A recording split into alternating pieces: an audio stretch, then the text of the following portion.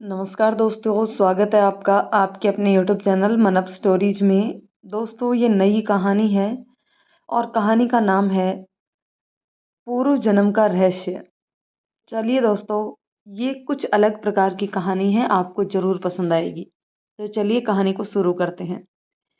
एक बहुत ही खूबसूरत जंगल नुमा जगह जहाँ एक तरफ झरना कलरव कर रहा था, एक तरफ छोटी सी पहाड़ी जहाँ पर सूरज की किरणें प्रकाशमान थी। एक 20 साल के लगभग का नौजवान घूम रहा है। तभी अचानक से अंधेरा छा जाता है। झरने का कलरव क्रंदन में बदल जाता है। पहाड़ों से किसी के चीखने चिल्लाने की आवाजें आने लगती है। सब तरफ कोहराम ही कोहराम मचा जाता है। वो लड़का अपने कानों पर हाथ रख लेता है। तभी उसका हाथ अपने गले में पहने सूर्य के लॉकेट पर पड़ता है। वो जल्द से उस लॉकेट को पकड़कर ओम का उच्चारण करने लगता है। उसके जाप करते ही सब कुछ शांत हो जाता है और उसे अपनी माँ की आवाज़ आती है। आज भी सूरज निकलने तक सोए हो? आज तो समय से उठ जाते। और ये इतना पसीना क्यों आ रहा है तुम्हें?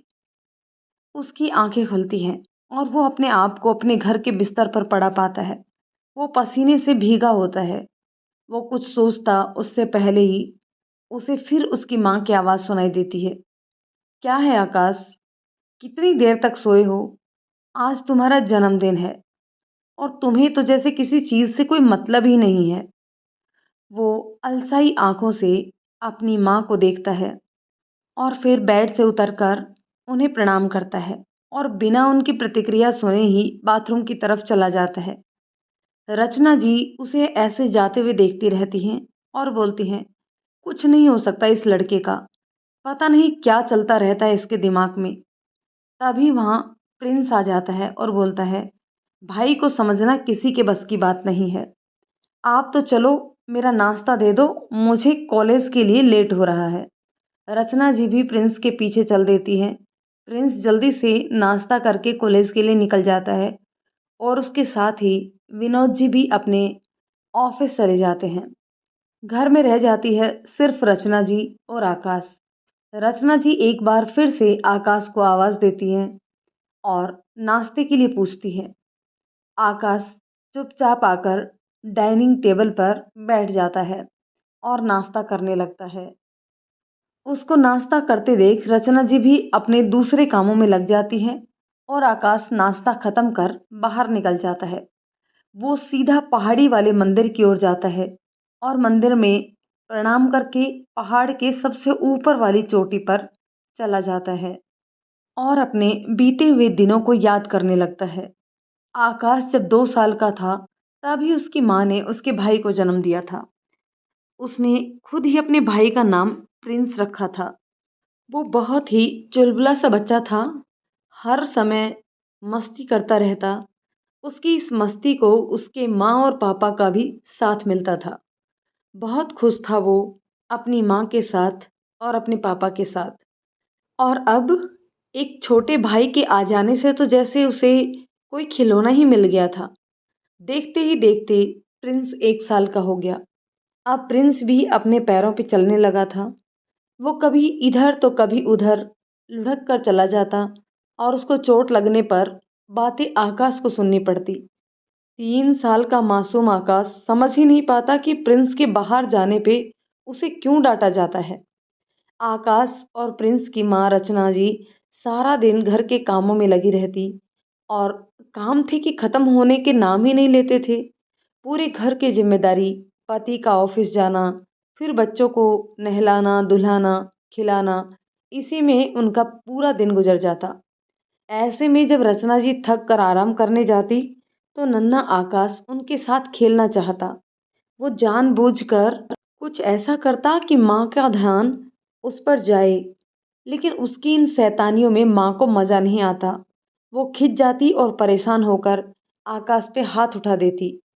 वहीं प्रिंस के छोटे होने के कारण उसकी शैतानियों पे माँ उसे प्यार से मना करती और अपने आंचल में उसे छुपा लेती।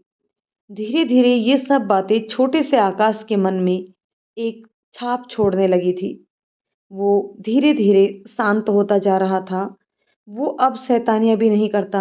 और किसी भी बात की जिद भी नहीं करता। उसके इस बदलते व्यवहार से रचना जी को राहत मिली थी। उन्हें लगता कि चलो एक बच्चा तो अब समझदार हो गया है, अब उसका सारा ध्यान प्रिंस को संभालने में लगा रहता। वो प्रिंस को तो लाड लड़ा कर खाना खिलाती, लेकिन आकाश को खाना निकाल कर उसे दे देती।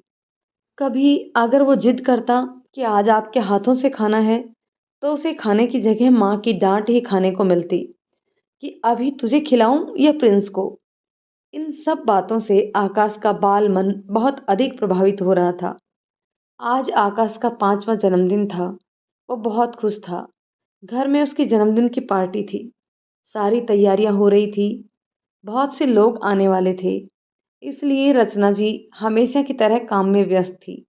लेकिन आकाश बस अपनी माँ का साथ चाहता था। वो पहले की जैसे अपनी माँ और पापा के साथ खेलना चाहता था, मस्ती करना चाहता था। आकाश के पिता विनोद जी ने इस पार्टी में अपने बड़े बड़े अफसरों को बुलाया था। वो नहीं चाहते थे कि किसी भी प्रकार की कोई कमी रहे। अपने माँ बाप को व्यस्त देख आकाश अपने छोटे भाई प्रिंस के साथ ही खेलने लग गया। लेकिन शायद होनी को कुछ और ही मंजूर था।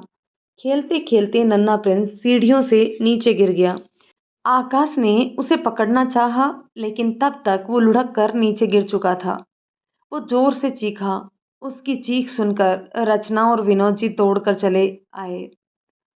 प्रिंस को सीढ़ियों से गिरने के कारण बहुत चोट आई थी। उसके सिर में खून बह रहा था और वो बेहोश हो गया था। सब लोग जल्दी जल्दी उसे हॉस्पिटल ले गए।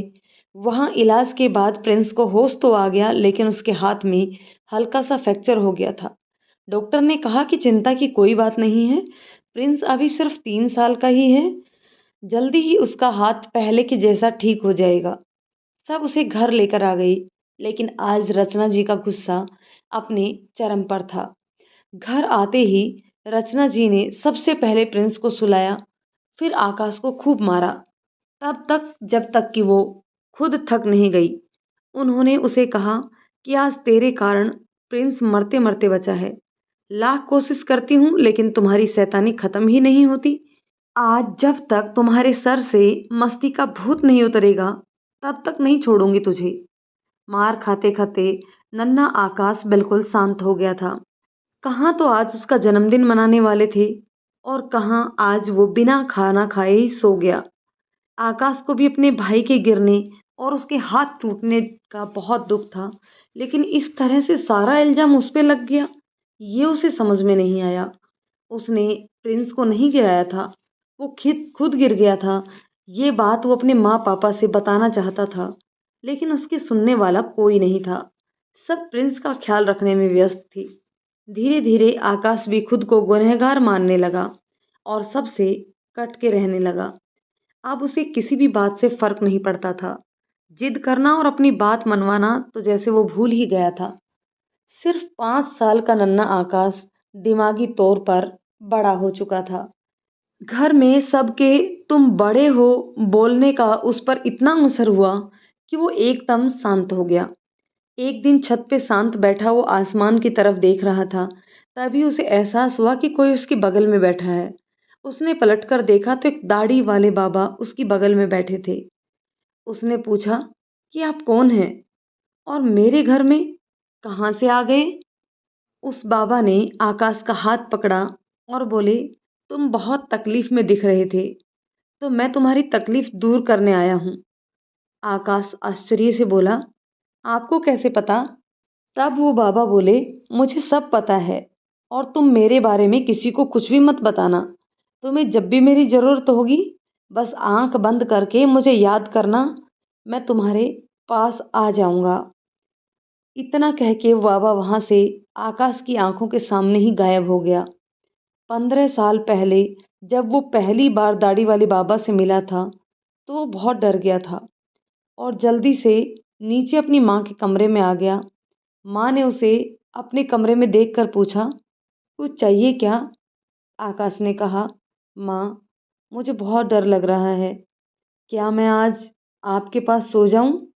माँ ने उसे समझाते हुए कहा, अरे क्यों डर रहा है मेरा बच्चा? तू तो मेरी समझदार बच्चा है। तुम तो जानते ही हो तुम्हारे भाई की तबीयत ठीक नहीं है और वो अभी छोटा भी है और हम सब लोग एक बिस्तर पे नहीं सो पाएंगे। तुम तो यहीं बगल के कमरे में ही सो जाओ, पास में ही तो हैं हम। डरने की कोई बात नहीं है। अपने घर में भी कोई डरता है भला? उसके बाद आकाश ने दोबारा जिद नहीं किया और वो चुपचाप जाके अपने कमरे में लेट गया। लेकिन उसे नींद नहीं आ रही थी। आंखों ही आंखों में रात के 12 बज गए। उसे अपने पास हलचल महसूस होने लगी। कभी उसे लगा जैसे कोई उसके सर के पास बैठा है, तो कभी उसे लगे कि कोई उसे पुकार रहा है, तो कभी किसी के रोने की आवाज़ आ रही थी उसे। वो कुछ समझ ही नहीं पा रहा था कि उसके साथ ये सब क्या हो रहा है और क्यों हो रहा है। उसने एक बार अपनी माँ के कमरे की ओर देखा। वहाँ सब लोग शांत सोए हुए थे। इसका मतलब हलचल सिर्फ उसके कमरे में ही या उसके आसपास ही हो रही है। वो डर से कांप रहा था। तभी उसे उस बाबा जी की बात याद आई कि जब भी उसे ज़रूरत हो तो आंखें बंद कर उसे याद करेगा तो वो आ जाएंगे। आकाश ने कुछ सोचते हुए आंखें बंद की और मन ही मन उस बाबा को याद करने लगा। थोड़ी ही देर में उसके आसपास हो रही हलचल खत्म हो गई और वो बाबा उसके सामने बैठे थे। उनको देख आकाश ने राहत की सांस ली। फिर उन्हें अभी हो रही घटनाओं के बारे में बताया। बाबा शांति से उसके सिर पर हाथ फेरते हुए बोले, बेटा, तुम भगवान पे विश्वास रखते हो? आकाश ने सहमति में अपनी गर्दन हिला दी।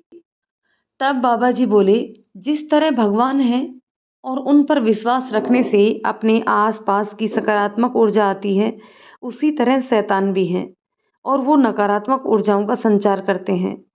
नन्हा सा आकाश टकटकी लगाए बाबा जी की बातों को समझने की कोशिश कर रहा था।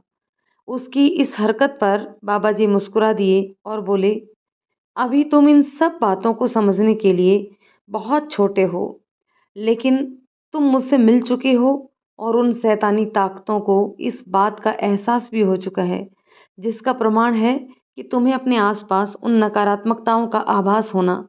इसलिए मैं तुम्हें एक लॉकेट दे रहा हूँ। ये सूर्य का लॉकेट है। जब तक ये तुम्हारे गले में रहेगा, कोई भी नकारात्मक शक्ति तुम्हारे आसपास नहीं आ पाएगी। और हाँ, लेकिन सोते समय सपन में कभी-कभी हो सकता है कि वो तुम पर हावी होने की कोशिश करे। ऐसे में तुम इस लॉकेट को छूकर ओम की जाप करना। तुम्हारे ऐसा करते ही सब कुछ सामान्य हो जाएगा। ऐसा कहकर बाबा जी ने उसके गले में वो लॉकेट पहना दिया। फिर उसका सिर सहलाते हुए बोले, और सबसे बड़ी बात कि डरना कभी नहीं। जब भी तुम्हें डर का एहसास हो, मुझे याद करना। मैं हमेशा तुम्हारे आसपास रहूँगा और जब भी तुम्हें मेरी ज़रूरत होगी, मुझे अपने सामने पाओगे। इतना कहकर बाबा जी फिर से गायब हो गए, लेकिन अपने साथ आकाश के डर को भी ले गए। आकाश उस लॉकेट को बहुत देर तक देखता रहा, फिर उसे हाथों में पकड़े पकड़े ही सो गया। आकाश अपनी सोच से बाहर आता है और उन बाबा जी को याद कर उनका आह्वान करता है। बाबा जी उनके पास तुरंत आ जाते हैं। उनके आते ही आकाश उन्हें प्रणाम करता है। बाबा उसे आशीर्वाद देते हुए बोलते हैं, अब तुम उस योग्य हो गए हो जब तुम्हें तुम्हारे भविष्य जीवन के उद्देश्य के बारे में बताया जाए। आकाश उनकी ओर प्रश्नवाचक नज़रों से देखता है। तब बाबा जी उसे बताते हैं कि तुम्हारा जन्म किसी विशेष कारण से हुआ है। तुम्हारा मुझसे मिलना महज एक संयोग नहीं है, ये उस विधाता की रची हुई एक घटना है जिसके मुख्य पात्र तुम हो। अब उस कार्य को पूरा करने का समय आ गया है जो उस समय अधूरा रह गया था। आकाश पूछता है, मैं आपका मतलब नहीं समझा।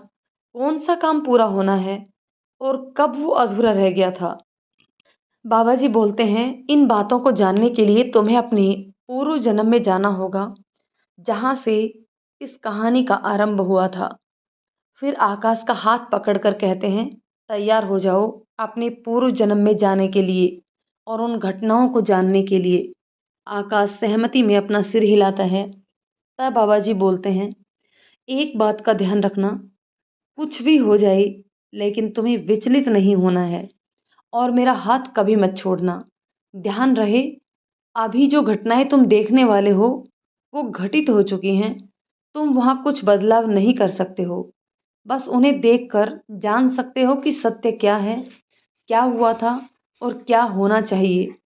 आकाश सहमति में अपना सिर हिलाता है। फिर बाबा जी उसके एक हाथ को पकड़ते हुए अपने दूसरे हाथ से उसके सिर पर हाथ फेरते हुए उसकी आंखें बंद कर देते हैं। साथ ही कुछ मंत्रों का उच्चारण करते हैं।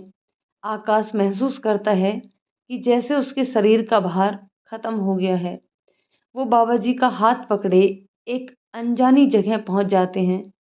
ये जगह अनजानी होते हुए भी अनजानी नहीं लगती उसे। ये वही जगह होती है जहाँ वो कभी कभी सपने में आया करता था। वही पहाड़ों के बीच बसा जंगल, वही शांतचित्त कलरव करना करता झरना। आकाश उस जगह को देख आश्चर्यचकित हो जाता है। तभी वो देखता है कि बिल्कुल उसी के कद काठी का एक लड़का साधारण से चरवाहे के कपड़े पहने उस ओर से गुजर रहा है और मस्ती में कोई गीत गुनगुनाता हुआ अपनी भेड़ों को ले जा रहा है। आकाश ये सब देख बाबा जी की तरफ देखता है। बाबा जी उसकी ओर देख मुस्कुराते हुए बोलते हैं, ये तुम हो अपने पूर्व जन्म में। उस जन्म में तुम एक चरवाहे थे और तुम्हारा नाम नंदू था। आकाश आश्चर्य से उस ओर देखने लगा। वो देखता है कि नंदू अपनी मस्ती में गाता चला जा रहा है। उसकी चाल बता रही है कि वो एक मस्त मौला खुश मिजाज लड़का है। आकाश भी उसके पीछे पीछे उसके घर तक जाता है। नंदू एक छोटे से घर के आगे रुककर अपनी भेड़ों को बांधता है और खुद हाथ मुंह धोकर अपनी बहन गीता को आवाज देता है। तभी एक 15-16 साल की लड़की घाघरा चोली पहने, पैरों में घुंघरू वाले पाजेब छनछनाती तोड़ती हुई घर से बाहर आती है और दौड़कर नंदू के गले लग जाती है। नंदू उसे गले से लगाए ही उसके हाथों में चूड़ियों का एक बंडल रख देता है। गीता उन रंग बिरंगी चूड़ियों को देखकर बहुत खुश हो जाती है और उन्हें हाथों में पहन नंदू को दिखाने लगती है। नंदू उसे देख मुस्कुराते हुए बोलता है, अब कुछ खाने के लिए भी मिलेगा या इन चूड़ियों की खनक से ही काम चलाना होगा आज? गीता चिढ़ते हुए बोलती है, बनाया है खाना मैंने, अभी लाती हूँ। कहकर वो अंदर चली जाती है और वो मुस्कुराता हुआ उसे देखता रहता है। थोड़ी ही देर में गीता 2 थाल में दाल रोटी और सब्जी लेकर बाहर आती है और वहीं रखी खाट पर रख देती है। दोनों भाई बहन हाथ धोकर अपना अपना खाना खाने लग जाते हैं। आकाश उन दोनों का यह प्रेम देखकर बहुत खुश हुआ और कल्पना करता है कि कभी उसकी माँ ने भी उसे इतने प्यार से खाना खिलाया हो। और ये सोचते ही उसकी आंखों में पानी आ जाता है, जिसे वो जल्दी से पोंछ लेता है और बाबा जी से पूछता है, यहाँ तो सब ठीक है, फिर कौन सा अधूरा काम था जिसकी बात आप कर रहे थे? बाबा जी बोलते हैं, धैर्य रखो और आगे की घटनाओं को देखो। आकाश उस ओर देखने लगता है जहाँ दोनों भाई बहन नोक-झोंक करते हुए खाने में व्यस्त होते हैं। जैसे ही उनका खाना खत्म होता है तभी वहाँ एक तांत्रिक की वेशभूषा धारण किए हुए एक आदमी आता है। उसने काले रंग के वस्त्र पहने हुए थे और सर पर एक बड़ा सा काला टीका लगाया हुआ था। उस आदमी को देख गीता डर जाती है। वहीं नंदू उसे गुस्से में देखता है और गीता को थाल लेकर अंदर जाने के लिए भेज देता है। गीता जल्दी जल्दी थाल समेट अंदर चली जाती है और नंदू उस आदमी के पास जाकर उससे यहाँ आने का कारण पूछता है। वो आदमी अपनी गंदी सी हंसी हंसते हुए बोलता है, क्या बात है साले साहब, अब अपने ससुराल आने और अपनी पत्नी से मिलने के लिए भी मुझे कारण की आवश्यकता है क्या? नंदू उसकी बातों को सुनकर तिलमिला जाता है और बोलता है, मैंने तुम्हें कितनी बार समझाया है कि मेरी बहन तुम्हारी पत्नी नहीं है। मैं उस धोखे के ब्याह को नहीं मानता। तुम चले क्यों नहीं जाते हमारी ज़िंदगी से? वो आदमी बेशर्मी से हंसते हुए बोलता है, तुम्हारे मानने या ना मानने से क्या होता है? तुम्हारे बाप ने मेरी शादी तुम्हारी बहन से करवाई थी जब वो महज 5 साल की थी और मुझसे वादा किया था कि जब वो 16 साल की हो जाएगी तो वो उसे मेरे साथ भेज देंगे। और मुझे लगता है कि अब मेरे वनवास का समय ख़त्म हो गया है। अब गीता जल्दी ही 16 साल की होने वाली है। उसकी बातों को सुन नंदू बोलता है, ऐसा कभी नहीं होगा। मेरे बाबा को तुमने अपने वश में कर लिया था, इसलिए वो अपनी नन्ही सी 5 साल की गुड़िया का ब्याह तुम जैसे शैतान से कर दिए, वरना वो ऐसा कभी नहीं करते। तुमने उस समय उन पर अपने मंत्रों का प्रयोग किया था। वो अपनी सुध में नहीं थे। तुमने धोखे से मेरी बहन से शादी की थी और मैं उस धोखे की शादी को नहीं मानता। तुम कितनी भी कोशिश कर लो, मैं अपनी बहन को कभी तुम्हारे साथ विदा नहीं करूँगा। अब वो तांत्रिक अट्टहास करते हुए बोलता है, बहुत हो गया तुम्हारा, अब और तुम्हारी कोई बात नहीं सुनूंगा। तुम विदाई की तैयारियां शुरू कर दो। अगली पूर्णमासी को मैं आऊँगा। उस दिन मुझे ये लड़की दुल्हन के वेश में चाहिए। अगर ऐसा नहीं हुआ तो अपने बाबा का हश्र याद कर लेना। इतना कह के वो तांत्रिक अपनी शैतानी हंसी हंसता हुआ वहां से चला जाता है और नंदू गुस्से में मुट्ठी भींचे उसे देखता रहता है। नंदू गुस्से में मुट्ठी भींचे तांत्रिक को जाते देखते रह जाता है। उसके जाने के बाद नंदू वहीं जमीन पर बैठ जाता है और उन मनहूस दिनों को याद करने लगता है जब वो अपने बाबा के साथ पहली बार उस कस्बे में आया था। 10 साल पहले आकाश के गांव में बाढ़ आ गई थी और उन्हें अपना सब कुछ छोड़कर इस कस्बे में आना पड़ा। यहाँ आकर उन लोगों ने अपनी एक छोटी सी झोपड़ी बनाई और कुछ भेड़ों के साथ अपने जीवन दोबारा से जीना शुरू किया। फिर कुछ दिन ही हुए थे उन्हें वहाँ रहते हुए कि तभी उन्हें पता चला कि उस गांव पर एक तांत्रिक का कब्जा है। वह तांत्रिक कोई यज्ञ कर रहा था जिसमें उसे 100 लड़कियों की बलि देनी थी, जो कि उसकी पहली पत्नी होती। वह तांत्रिक हर पूर्णमासी को दिन में एक लड़की से शादी करता और रात के आखिरी पहर में जब सितारों की स्थिति उसके अनुकूल होती उस समय उसकी बलि देता। इस बात से उस पूरे कस्बे में दहशत का माहौल था। कोई भी उस तांत्रिक के खिलाफ कुछ नहीं कर पाता था। वह तांत्रिक बहुत शक्तिशाली था। जो भी उसके खिलाफ जाने की कोशिश करता वो उसे उसी समय मार देता था। पूरा गांव उसके प्रकोप से डरा हुआ था। लोग पलायन करने लगे थे, खास करके वो लोग जिनके घरों में ब्याह के योग्य लड़कियां थी। नंदू के पिता को भी उस तांत्रिक के बारे में पता चला, लेकिन उनकी बेटी बहुत छोटी थी। वो अभी ब्याह के योग्य नहीं थी और उसके पास कोई दूसरा ठिकाना भी नहीं था। इसलिए उन लोगों ने वहीं रहने का निश्चय कर लिया। दिन बीत रहे थे। हर पूर्णिमासी को एक लड़की की बलि चढ़ा दी जाती। जो लोग गांव छोड़कर जा सकते थे वे चुपचाप बिना किसी को बताए रातों रात चले जाते थे। इसी तरह 99 लड़कियों की बलि पूर्ण हो चुकी थी। अब एक पूर्णिमा और एक अंतिम लड़की की तलाश थी। उसके बाद उस तांत्रिक का यज्ञ सफल हो जाता और वो असीमित शक्तियों का मालिक बन जाता, जिसको रोक पाना इंसान तो क्या ईश्वर के हाथों में भी नहीं था। लेकिन ईश्वर की विधि के आगे किसी की शक्ति नहीं चलती और ना ही चलेंगी। उस पूर्णिमा को सुबह से शाम हो गई, लेकिन उस कस्बे में तो क्या, अगल बगल के कस्बों में भी कोई ब्याह के योग्य लड़की उस तांत्रिक को नहीं मिली और उसकी विधि सिर्फ कुंवारी लड़कियों से ही पूरी हो सकती थी, जिससे वो खुद शादी करता। किसी और की शादीशुदा औरत से वो विधि पूर्ण नहीं हो सकती थी। शाम के समय वो तांत्रिक बौखलाया हुआ बैठा था।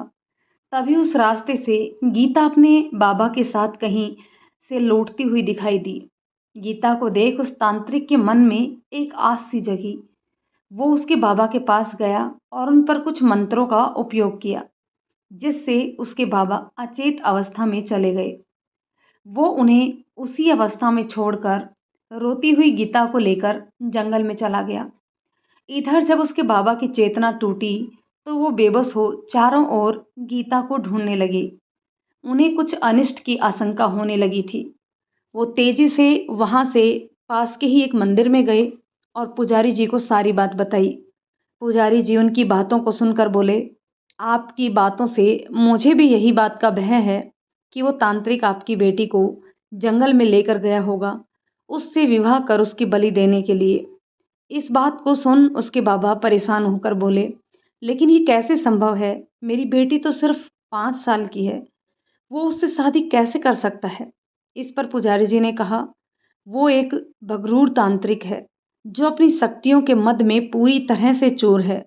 वो किसी भी तरह से अपनी साधना को पूरा करना चाहता है और शायद उसे कोई शिकार नहीं मिला हो, इसलिए उसने आपकी बेटी को निशाना बनाया है। पुजारी जी की बातों को सुनकर बाबा बहुत परेशान हो गए और उनके हाथ जोड़कर मिन्नतें करते हुए बोले, आप कुछ उपाय बताइए जिससे मैं अपनी बेटी को बचा सकूं। पुजारी जी सोचते हुए बोले, वो एक बहुत ही शक्तिशाली तांत्रिक है, मैं उसका कुछ नहीं बिगाड़ सकता।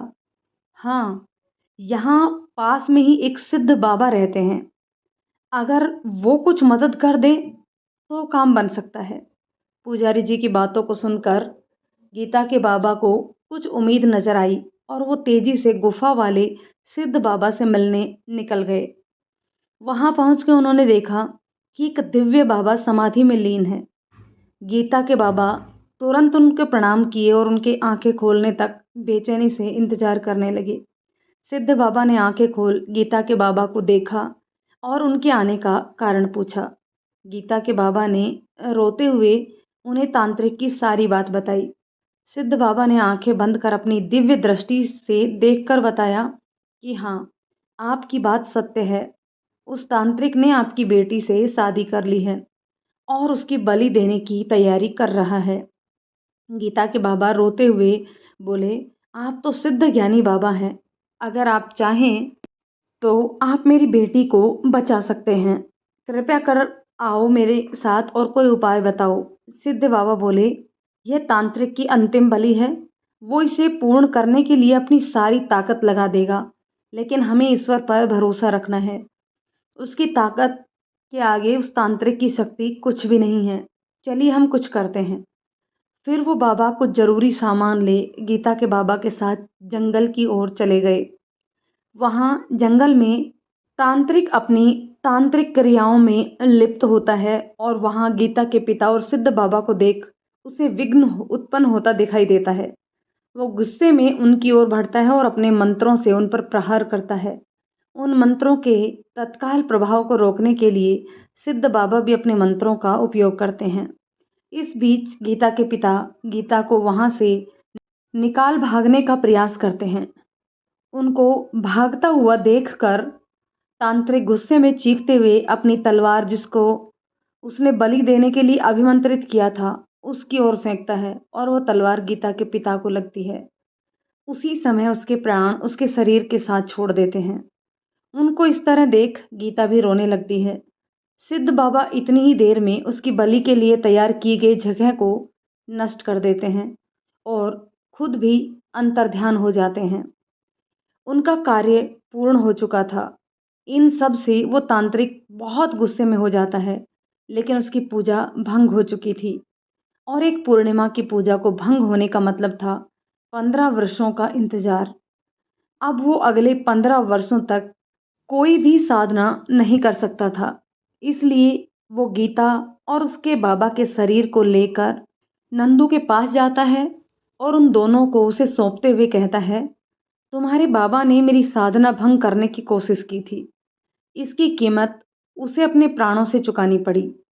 लो, अब इसका अंतिम संस्कार करो। और ये तुम्हारी बहन, इसकी शादी मुझसे हो चुकी है, लेकिन तुम्हारे बाबा के कारण उसकी बलि नहीं दे सका मैं, इसलिए 15 साल के बाद मैं फिर आऊँगा अपनी विधि को पूरा करने। उस समय कोई मुझे रोक नहीं सकता। तब तक ये लड़की मेरी अमानत के रूप में तुम्हारे पास रहेगी। निश्चित तिथि को आकर मैं इसे ले जाऊंगा। इतना कहकर वो तांत्रिक वहां से चला गया। छोटा सा नंदू अपनी नन्ही सी बहन को अपने सीने से लगाए अपने बाबा के शरीर के पास बैठा रहा। फिर कुछ गांव वालों की मदद से उसने अपने बाबा का अंतिम संस्कार किया। फिर दोनों भाई बहन उसी घर में रहने लगे। गीता तो बच्ची होने के कारण धीरे धीरे उस घटना को भूल गई, लेकिन नंदू उस घटना को कभी भूल नहीं सका। उसके मन में ये डर हमेशा के लिए बैठ गया कि वो तांत्रिक कभी भी आके उसकी बहन को ले जाएगा। इन सब से बचने के लिए वो एक बार फिर उन सिद्ध बाबा से मिला और उन्हें सारी बात बताई। सिद्ध बाबा ने छोटे से नंदू को दिलासा देते हुए कहा, अभी के लिए मैंने और तुम्हारे बाबा ने उसकी क्रियाओं को विफल कर दिया है। अभी 15 वर्ष तक वो तुम्हारी बहन को कोई हानि नहीं पहुंचाएगा। इसलिए अभी तुम दोनों निश्चिंत रहो और मैं उस तांत्रिक के तंत्र को रोकने के लिए साधना करता हूँ। 15 वर्षों के पश्चात जब वो तांत्रिक दोबारा लौट के आएगा, तब हम उसके खिलाफ अपने प्रयोग करेंगे। सिद्ध बाबा की बातों को सुनकर नंदू अपने घर आ गया। अब वर्तमान में आज अचानक से उस तांत्रिक को देख नंदू को सारी पुरानी बातें याद आ जाती हैं और वो सिद्ध बाबा से मिलने उस गुफा की ओर चला जाता है। नंदू बाबा से मिलने गुफा में पहुंचता है। आकाश और बाबा भी उसके पीछे पीछे वहां तक जाते हैं। गुफा में सिद्ध बाबा को देखकर आकाश की आंखें फटी की फटी रह जाती हैं। जब वो देखता है कि सिद्ध बाबा कोई और नहीं बल्कि उनके साथ खड़े बाबा जी ही हैं, तो वो आश्चर्य से उनकी ओर देखता है। आकाश को इस तरह आश्चर्यचकित होते देख बाबा जी कहते हैं, तुम जिसे सामने देख रहे हो वो मेरा शरीर है और अभी जो तुम्हारे साथ मैं खड़ा हूँ वो मेरा सूक्ष्म रूप है जो तुम्हारे साथ यहाँ तक आया है। उनकी बातों को समझ आकाश सामने नंदू की ओर देखने लगता है। उधर नंदू सिद्ध बाबा को प्रणाम कर उनसे आज हुई बातों को बताता है। वो उन्हें बताता है कि तांत्रिक आज उसके घर आया था और अगले पूर्णिमा को मेरी बहन को ले जाने की बात कर रहा था। ये बोलते बोलते नंदू की आंखें भर जाती हैं। बाबा, आप कुछ भी कीजिए लेकिन मेरी बहन को बचा लीजिए उस तांत्रिक से। नंदू अपने दोनों हाथ जोड़कर सिद्ध बाबा से प्रार्थना करता है। नंदू की बातों को सुनकर सिद्ध बाबा उसे आश्वस्त करते हैं कि मैं पूरी कोशिश करूंगा उस तांत्रिक की क्रियाओं को विफल करने की। वैसे भी ये उसकी अंतिम आहुति होगी और इसे किसी भी तरह से विफल करना बहुत आवश्यक है, नहीं तो उसकी बुरी शक्तियों को रोक पाना असंभव हो जाएगा। फिर सिद्ध बाबा नंदू को कुछ जरूरी बातें बता पूर्णिमा के एक दिन पहले उसके पास आने को कहकर समाधि में लीन हो जाते हैं। नंदू अपने घर लौट आता है जहां गीता बेसब्री से उसका इंतजार कर रही होती है। गीता को देख नंदू मुस्कुराते हुए कहता है, अभी तो मैं जल्दी जल्दी में तेरे लिए कुछ लाना ही भूल गया। गीता दौड़कर उसके गले लग जाती है और कहती है, अभी मुझे कुछ नहीं चाहिए भाई, अभी बस मुझे आपकी ज़रूरत है, मुझे बहुत डर लग रहा है। नंदू उसे खुद से अलग करते हुए कहता है, अरे मेरी शेरनी को किस बात से डर लग रहा है? तुझसे तो अच्छे अच्छे डर जाते हैं। नंदू की बातें सुन उदास गीता के चेहरे पर मुस्कान आ जाती है, जिसे देख नंदू को भी थोड़ा बहुत महसूस होता है। उधर आकाश भी दोनों भाई बहन के प्यार भरी तकरार देख भाव विभोर हो जाता है। समय अपनी गति से बढ़ता जाता है। एक तरफ तांत्रिक इस बार अपनी विधियों को पूर्ण होने से कोई भी रुकावट नहीं चाहता था, इसीलिए वो अपनी सारी शक्तियां केंद्रित कर रहा था। दूसरी ओर सिद्ध बाबा भी अपनी साधना के बल पर उस तांत्रिक को रोकने का पूरा उपाय करते हैं। देखते ही देखते पूर्णिमा का दिन भी आ गया। आज वो तांत्रिक गीता को लेने आने वाला था। दोनों भाई बहन का डर से बुरा हाल था। एक दिन पहले ही सिद्ध बाबा के पास उनकी गुफा में चले गए। सिद्ध बाबा ने उस तांत्रिक को गुफा में आने से रोकने के लिए गुफा के दरवाजे पर मंत्रों का प्रयोग किया था, जिसके प्रभाव से वो तांत्रिक या कोई भी बुरी शक्ति उस गुफा में प्रवेश नहीं कर सकती थी। पूर्णिमा वाले दिन वो तांत्रिक पहले नंदू के घर गया, लेकिन वो लोग उसे नहीं मिले। इस बात से क्रोधित हो उसने पूरे गांव पर अपना प्रकोप दिखाना शुरू कर दिया। पूरे गांव में अचानक से गर्मी बढ़ गई। कितने ही लोगों के शरीर खुद ब खुद जलने शुरू हो गए। गांव के सभी लोग पानी की तलाश में इधर उधर दौड़ रहे थे और वो तांत्रिक अपनी शैतानी हंसी से अट्टहास कर रहा था। उसने पूरे गांव के लोगों को एक खुले मैदान में जमा होने के लिए कहा। सारे लोग डरते हुए एक बड़े से मैदान में एकत्रित हो गए। तांत्रिक ने कहना शुरू किया, देखो गांव वालों, मेरा तुम लोगों से कोई वास्ता कोई झगड़ा नहीं है। मेरी विधि पूर्ण होने वाली है, उसके बाद मैं यहाँ से बहुत दूर चला जाऊँगा। मुझे बस वो लड़की गीता चाहिए जो मेरी विधि की पूर्ण आहुति है। तुम लोग मुझे बता दो वो कहाँ है, मैं तुम लोगों को बख्श दूंगा। और अगर ऐसा नहीं हुआ तो मेरी क्रोध की अग्नि में यह पूरा गांव जल जाएगा। तांत्रिक की बातों से डरकर गांव वालों ने उसे बता दिया, गीता और उसका भाई उन सिद्ध बाबा की शरण में उनकी गुफा में छुपे हुए हैं। सिद्ध बाबा का नाम सुनते ही तांत्रिक गुस्से से आग बबूला हो गया। उसने कहा, ये वही बाबा है ना जिसने पिछली बार भी मेरे मंत्रों को विफल कर दिया था। इस बार मैं किसी को भी नहीं छोड़ने वाला। जो भी मेरे मंत्र को विफल करने का प्रयास करेगा, सबको भोगना पड़ेगा। कोई नहीं बचेगा मेरे क्रोध से। इतना कह गुस्से से वो तांत्रिक गुफा की ओर चला गया। लेकिन गुफा के दरवाजे पर मंत्रों की शक्तियों का प्रयोग किया हुआ था। इस कारण चाह कर भी वो तांत्रिक उस गुफा में प्रवेश नहीं कर सका। गुस्से में आकर उसने गांव के लोगों को निशाना बनाना शुरू कर दिया। उसने एक एक कर सारे लोगों को मारना शुरू कर दिया। देखते ही देखते पूरे गांव में चीख पुकार मच गई। पूरा जंगल लोगों की चित्कार से कांप उठा। आकाश ने महसूस किया, ये वही क्रंदन, वही चीख पुकार है जिसे वो कभी कभी अपने सपने में महसूस करता था। ये सब देख वो बेचैन होने लगता है। लेकिन बाबा जी ने उसके हाथों को मजबूती से पकड़ा हुआ था, इसलिए उसे मजबूती प्रदान थी। उन्होंने उसे शांत रहे ओम का जाप करने के लिए कहा, जिससे थोड़ी देर में आकाश का मन शांत हो गया। इधर लोगों का क्रंदन सुनकर गुफा के अंदर नंदू और गीता भी बेचैन हो रहे थे। गीता को लग रहा था कि एक उसके कारण ही इतने लोगों को दर्द झेलना पड़ रहा है। उसने परेशान हो सिद्ध बाबा से कहा, इतने लोगों को तकलीफ में हो रही है, उससे अच्छा तो ये है कि मैं खुद ही अपने आप को उस तांत्रिक को सौंप दूं। उसकी बातों को सुनकर सिद्ध बाबा बोले, तुम एक अकेली नहीं हो, तुम उसकी पूर्णाहुति हो। तुम अकेले उसकी 100 बलियों का फल हो। तुम्हें इस बात का अंदाजा भी नहीं है कि अगर उसकी ये बलि पूर्ण हो गई तो वो कितनी तबाही मचाएगा। उस तबाही के आगे तो ये क्रंदन नगण्य है। इसलिए इस बात का ध्यान रखना, चाहे कुछ भी हो जाए, वो तुम्हारी बलि ना देने पाए। इन बातों को बोल सिद्ध बाबा अपनी पूजा विधि में लग गए, जिसके प्रभाव से तांत्रिक की शक्तियों में कमी आई। उधर तांत्रिक भी बाहर से अपने तंत्रों का प्रयोग कर रहा था और वो बाबा की मंत्रों की शक्ति को कम करने का प्रयास भी कर रहा था। चारों ओर घमासान मचा हुआ था। तभी तांत्रिक ने छल का प्रयोग किया और उसके छल के प्रभाव से गीता को नंदू पानी के लिए तड़पता महसूस हुआ। उसे ऐसा लगा जैसे बिना पानी के नंदू जल जाएगा। वो तेजी से पानी लेने के लिए दरवाजे की ओर भागी। तब जब तक सिद्ध बाबा और नंदू उसे रोक पाते, गीता गुफा के मुख्य द्वार पर पहुंच चुकी थी और साथ ही बाबा के मंत्रों का असर भी समाप्त हो गया। अब तांत्रिक उसके मंत्रों के प्रभाव से मुक्त था। वो तेजी से गीता की ओर बढ़ा और उसे पकड़कर वहां से जाने लगा।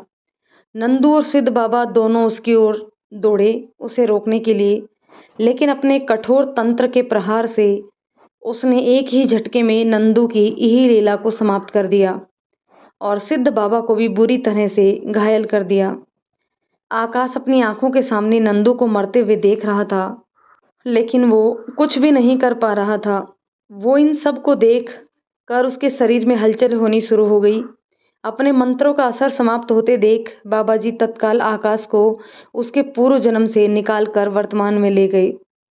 पूर्व जन्म की हुई घटना का आकाश के मन पर बहुत अधिक प्रभाव पड़ा था। वह निस्तेज सा हो चला था। बाबा जी उसे लिटा करके मंत्रों की शक्ति से उसे होश में लाने का प्रयास करते हैं।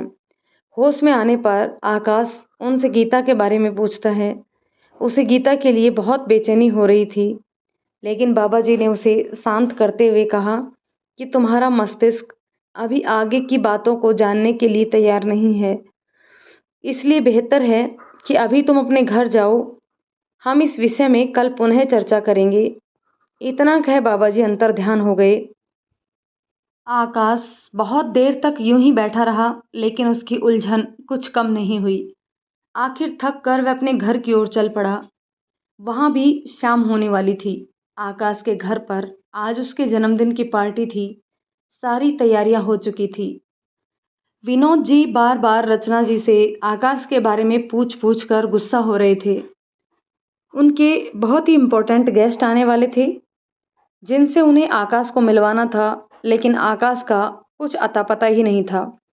आकाश के घर के अंदर आते ही विनोद जी ने उसे घूर कर देखा, लेकिन आकाश उनको अनदेखा कर अपने रूम की तरफ चला गया। विनोद जी रचना जी से बोले, आ गए हैं साहबजादे, आप बोलो जाकर, जल्दी से तैयार हो नीचे आए, मेहमान आने शुरू हो चुके हैं। रचना जी आकाश के कमरे में गई। उस समय आकाश अपने बिस्तर पर आंखें बंद करके लेटा हुआ था। उसे बहुत मानसिक तनाव महसूस हो रहा था। ऐसा लग रहा था जैसे किसी ने उसके शरीर से जान बाहर निकाल दी है। वो निढाल सा पड़ा था। रचना जी व्यंग करते हुए बोली, कौन सा पहाड़ तोड़ा है आज, जो इतना थके हुए लग रहे हो? जानते थे आज जन्मदिन की पार्टी है, घर पर रहकर कुछ मदद भी करवा देते, लेकिन नहीं, तुम्हें तो पता नहीं, दुनियादारी से मतलब ही नहीं है। कोई कुछ भी करे, तुम्हारे बस अपने ही काम होते हैं। ना पढ़ने में मन लगता है और ना ही किसी काम में। देखो, प्रिंस को सुबह कॉलेज भी गया, फिर घर में आकर मेरी मदद भी करवाई, और अब मेहमानों की देखरेख भी कर रहा है। तुम तो बस नाम की ही बड़े हो। जिम्मेदारी नाम की तो कोई चीज़ ही नहीं है तुम में। आप बस समय से तैयार होकर नीचे आ जाना, ताकि मेहमानों के बीच हमारी नाक ना कटे। इतना उम्मीद तो कर ही सकती हूँ मैं तुमसे। इतना कहकर रचना जी उसके कपड़े निकाल कर बिस्तर पर रखते हुए बोली, ये नए कपड़े लेकर आई थी तुम्हारे लिए, इसे पहनकर जल्दी से नीचे आ जाना। आकाश कभी कपड़ों की ओर देख रहा था तो कभी अपने नीचे जाती हुई माँ की ओर। आज भी वो अपनी माँ के प्यार को तरस रहा था। वो इतनी बड़ी पार्टी नहीं चाहता था। वो तो बस अपनी माँ की गोद में सिर रख कर सोना चाहता था, लेकिन उसकी चाहत समझने वाला शायद कोई नहीं था। हार कर वो उठा और बेमन से तैयार होकर नीचे पार्टी में चला गया। पार्टी बहुत ही शानदार तरीके से आयोजित की गई थी। विनोद जी ने बहुत ही बड़े और नामी लोगों को पार्टी में बुलाया था। सब अपने में व्यस्त थे। बातों का सिलसिला चल रहा था। आकाश के जाते ही केक कटवाया गया। फिर विनोद जी ने अपने मेहमानों से आकाश को मिलवाया। कुछ देर सबके साथ रहकर आकाश फिर से अकेले एक कुर्सी पर जाकर बैठ गया। सब अपने अपने ग्रुप में व्यस्त थे। विनोद जी अपने मेहमानों में, रचना जी अपनी औरतों के ग्रुप में और प्रिंस अपने कॉलेज फ्रेंड्स के साथ। उन सब में अगर कोई अकेला था तो वो था आकाश। उसका कोई दोस्त नहीं था, जबकि पार्टी उसी के लिए आयोजित की गई थी। लेकिन कोई उसका दोस्त होता तब तो उसे पार्टी में बुलाया जाता। आकाश कुर्सी पर बैठा आज हुई घटनाओं के बारे में सोच रहा था। तभी उसे एक लड़की की आवाज़ सुनाई दी, क्या मैं यहाँ बैठ सकती हूँ? आकाश ने सामने नज़र उठाकर देखा तो सामने एक बहुत ही खूबसूरत लेकिन मासूम सी लड़की खड़ी थी, और उसके एक हाथ में कोल्ड ड्रिंक और दूसरे हाथ में एक बुके था। आकाश ने नज़रों से ही उसे बैठने का इशारा किया तो वो लड़की बैठते हुए बोली, मैं यहाँ नई हूँ, मेरे पापा मुझे ज़बरदस्ती अपने साथ ले आए हैं, लेकिन मैं किसी को जानती नहीं, तो बोर हो रही थी। पापा तो अपने सर्किल में बिज़ी हो गए हैं, और देखिए ना, ये बुके भी मेरे ही हाथ में है। मुझे तो ये तक नहीं पता कि किसका बर्थडे है, तो इसे अभी तक अपने हाथों में ही पकड़े हूँ। आकाश ने बुके की तरफ इशारा करते हुए कहा कि अगर आप चाहें तो ये मुझे दे सकती हैं, आज मेरा ही बर्थडे है। वो लड़की आश्चर्य से उसकी ओर देखते हुए बोली, आपका बर्थडे है?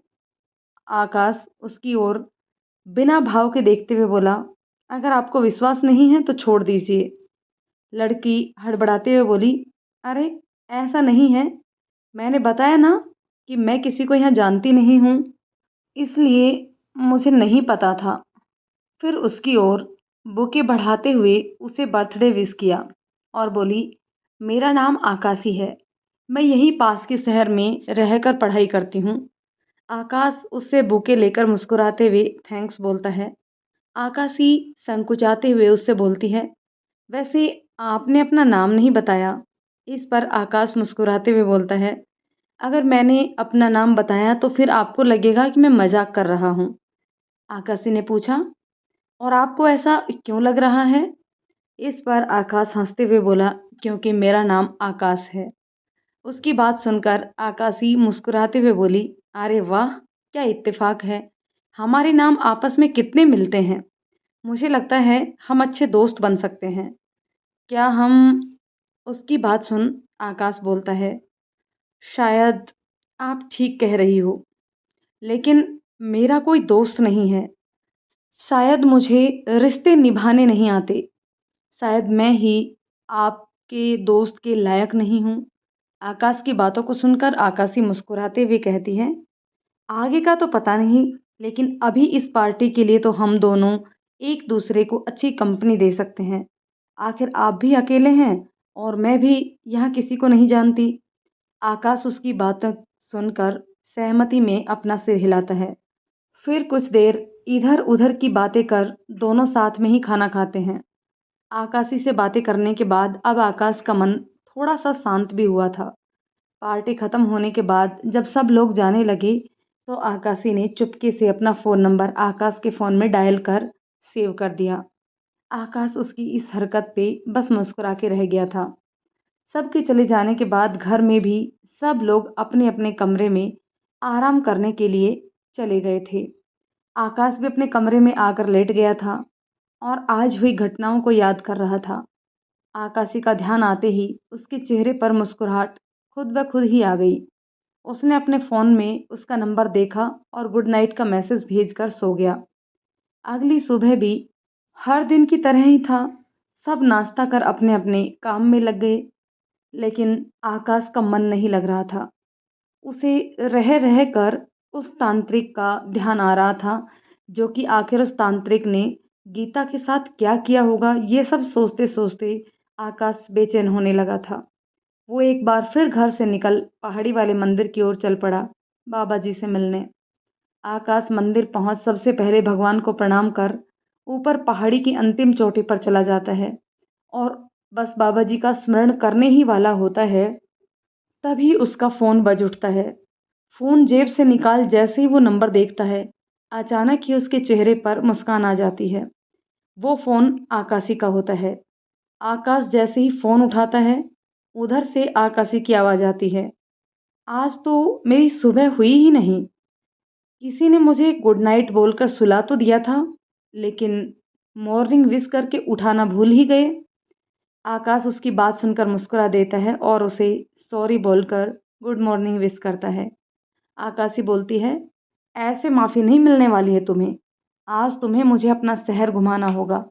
वैसे भी किसी ने मुझसे कहा था कि उसे दोस्ती निभानी नहीं आती, तो अब मेरा फ़र्ज़ बनता है ना कि मैं अपने दोस्त को दोस्ती निभाना सिखाऊं। आकाश को बस जैसे उसकी बातों में खोया हुआ होता है। तभी फिर उधर से आवाज़ आती है कि तुम आ रहे हो ना मेरे घर, या मैं आ जाऊं तुम्हारे घर।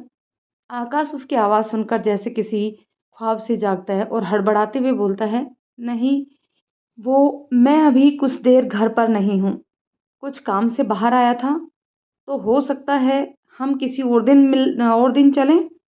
आकाश की बात सुन आकाशी मायूस होकर बोलती है, किसी और दिन? तो आज मैं क्या करूं?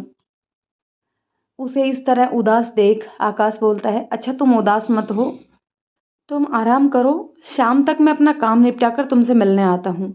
और अगर थोड़ा लेट हो जाए तो प्लीज़ नाराज़ मत होना, मैं आऊँगा ज़रूर। उसकी इतनी सीधी और सच्ची बातें सुनकर आकाशी मुस्कुराते हुए बोली, तुम अगर इतने प्यार से बोलोगी तब तो मैं पूरी ज़िंदगी तुम्हारा इंतज़ार करने के लिए भी तैयार हूँ। उसकी इस बात पे आकाश हंस देता है और बाय बोलकर फ़ोन रख देता है। आकाशी से बात कर आकाश को एक अलग ही अनुभूति होती है। उसे सब कुछ अच्छा अच्छा सा लगने लगता है। थोड़ी देर इस एहसास को अपने अंदर भर कर आकाश फिर से गीता के बारे में सोचकर बाबा जी का ध्यान करता है। बाबा जी तत्काल उसके सामने प्रकट हो जाते हैं। आकाश उन्हें प्रणाम कर बुलाने का कारण बताता है। वो उन्हें बोलता है, आज मेरी मानसिक स्थिति ठीक है कल की अपेक्षा। आप कृपया करके मुझे आगे क्या हुआ ये बताएं। मैं जानना चाहता हूँ कि गीता के साथ आगे क्या हुआ। क्या तांत्रिक अपने मंसूबों में कामयाब हो गया? और आपके साथ क्या हुआ? नंदू का क्या हुआ? उसके इतने सारे सवालों को सुनकर बाबा जी मुस्कुराते हुए बोलते हैं, इतना अधीर होने की आवश्यकता नहीं है। सब कुछ तुमसे ही जुड़ा है और जो तुमसे उस जन्म में छूट गया था, उसे इस जन्म में पूरा करना है तुम्हें। आकाश उनकी ओर आश्चर्य से देखता है और पूछता है कि क्या है? क्या था जो छूट गया था? वो तांत्रिक गीता को ले गया था, तो क्या उसने उसकी बलि नहीं दी क्या? उसकी इतनी जिज्ञासाओं को देखकर बाबा जी उसके सिर पर हाथ रखकर उसे वर्तमान से फिर उसी जगह ले जाते हैं, जहाँ नंदू को मार वो तांत्रिक गीता को ले गया था। आकाश देखता है कि तांत्रिक अट्टहास करते हुए गीता को घसीटते हुए जंगल की ओर ले जा रहा था। नंदू का मृत शरीर जमीन पर पड़ा था और सिद्ध बाबा घायल अवस्था में कुछ प्रयोग कर रहे थे। थोड़ी ही देर में उनका प्रयोग पूरा हुआ और उन्होंने मुस्कुराते हुए जाते हुए तांत्रिक की ओर देखा। फिर आंख बंद कर बहुत ही तेज आवाज में एक मंत्र का उच्चारण किया। उस मंत्र के प्रभाव से जैसे समय की गति रुक गई और बाबा जी के शरीर से एक दिव्य प्रकाश निकला, जो कि गीता के शरीर को छूता हुआ विलीन हो गया। बाबा जी वहीं निढाल हो गए। तांत्रिक जब तक कुछ समझता, सब कुछ सामान्य हो गया था। एक बात जो असामान्य थी, वो था उसके हाथ में जो गीता का हाथ था, उस हाथ को छोड़कर गीता का पूरा शरीर पत्थर का बन चुका था। तांत्रिक आश्चर्य से गीता को देख रहा था, जो अब एक मूर्ति का रूप ले चुकी थी। उसका हाथ तांत्रिक के पकड़े होने के कारण उस हाथ पर बाबा जी के मंत्रों का असर नहीं हुआ था। तांत्रिक जोर से चीख पड़ा। बाबा जी के कारण एक बार फिर उसका तंत्र अधूरा रह गया था। अब वो इस मूर्ति बनी गीता की बलि नहीं दे सकता था। इस समय तांत्रिक का गुस्सा अपने चरम पर था। उसकी आंखों से अंगारे बरस रहे थे।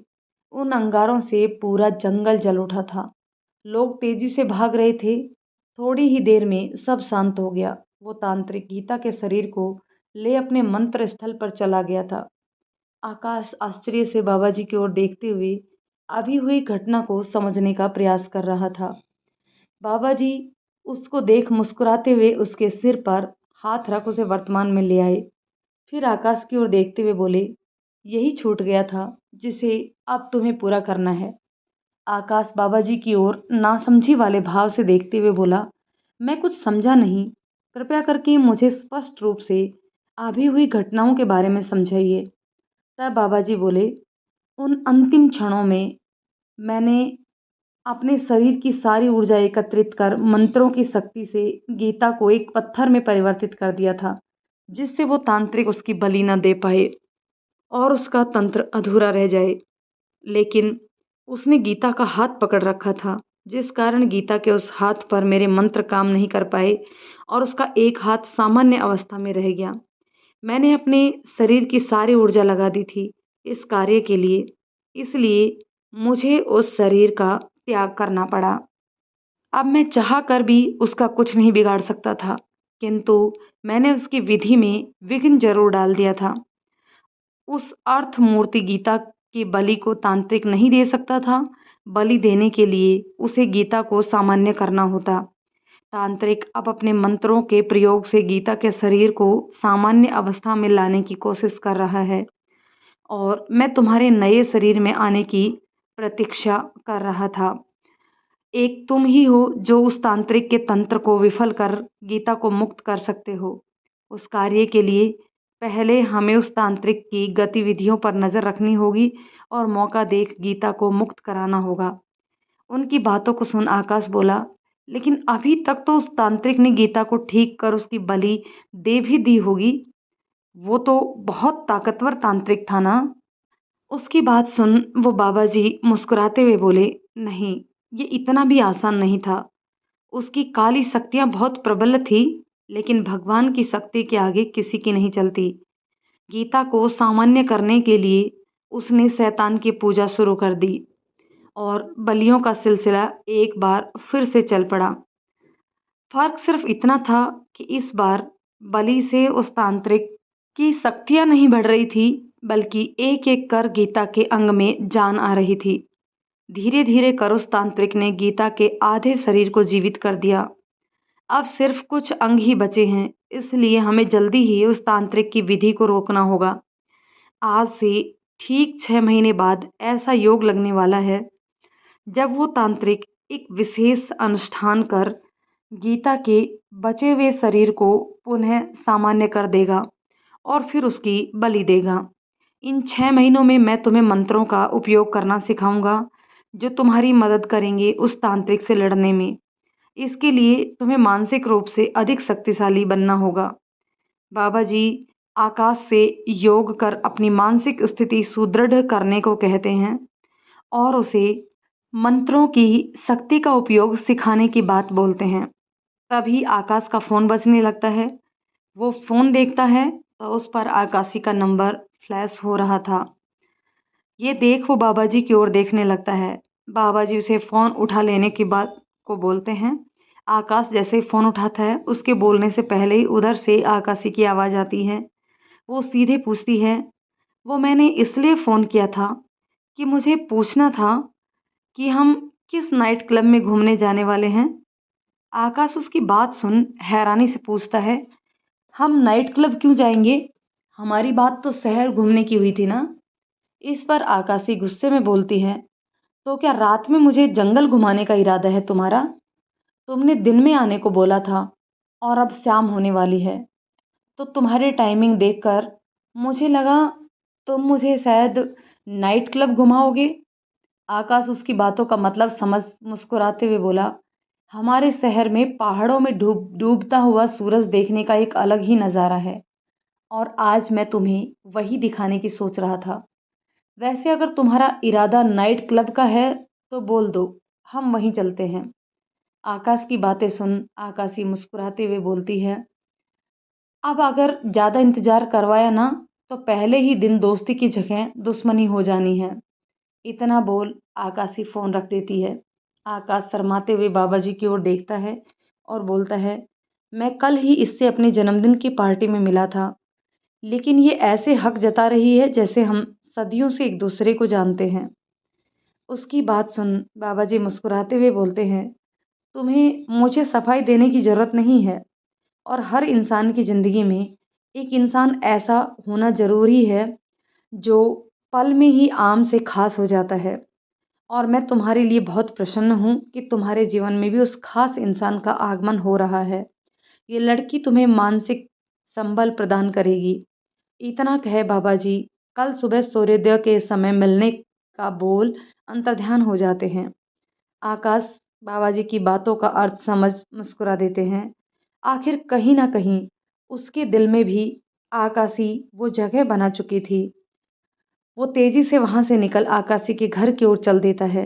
अपने घर पर आकाशी तैयार हो आकाश के आने का इंतजार कर रही थी।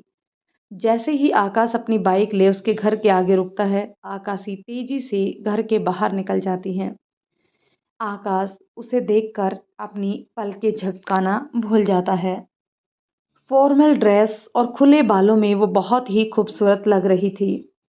आकाशी उसके आगे हाथ हिलाते हुए बोलती है, अब चलें, हम पहले ही लेट हो चुके हैं।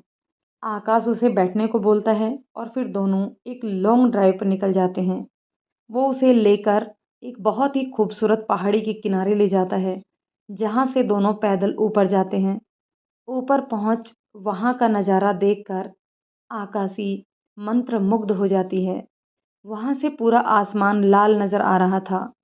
डूबता हुआ सूर्य अपनी आभा पूरे आसमान में फैला रहा था और नीचे गिरते झरने पर जब वो रोशनी पड़ रही थी तो ऐसा लग रहा था जैसे पूरा पानी सूर्य के लाल रंगों से रंग गया हो। आकाशी बस शांत हो उस दृश्य को निहार रही थी। उसने आज से पहले इतनी खूबसूरत जगह और ऐसा सुंदर नज़ारा नहीं देखा था। वो इस खूबसूरती को अपने अंदर समेट लेना चाहती थी। उसे इस तरह प्रकृति में खोया देख आकाश बस एकटक उसे ही निहार रहा था। इस डूबते रंगीन शाम में उसे आकाशी पूरी दुनिया की सबसे खूबसूरत लड़की लग रही थी। यूं तो आकाश बहुत बार इस जगह सूर्य अस्त देखने आया करता था, लेकिन आज मौसम में एक अलग ही रोमानियत महसूस कर रहा था। वो थोड़ी देर में जब सूर्य पूरी तरह डूब जाता है और अंधेरा बढ़ने लगता है तो आकाश उसे घर चलने को बोलता है। आकाशी उसका हाथ पकड़ इस खूबसूरत पल से उसे मिलाने के लिए उसका शुक्रिया अदा करती है। आकाश बस मुस्कुरा देता है। फिर दोनों नीचे झरने के पास पहुंचकर कुछ देर आराम करते हैं। इतनी देर में आकाश वहीं पास की चाय की दुकान से 2 कप चाय और पकौड़े लेकर यहाँ आ जाता है। दोनों वहीं बैठकर झरने के शांत जल को देखते हुए चाय और पकौड़े खाने लगते हैं। आकाशी कहती है, आकाश, यहाँ हम एक बार और आ सकते हैं क्या?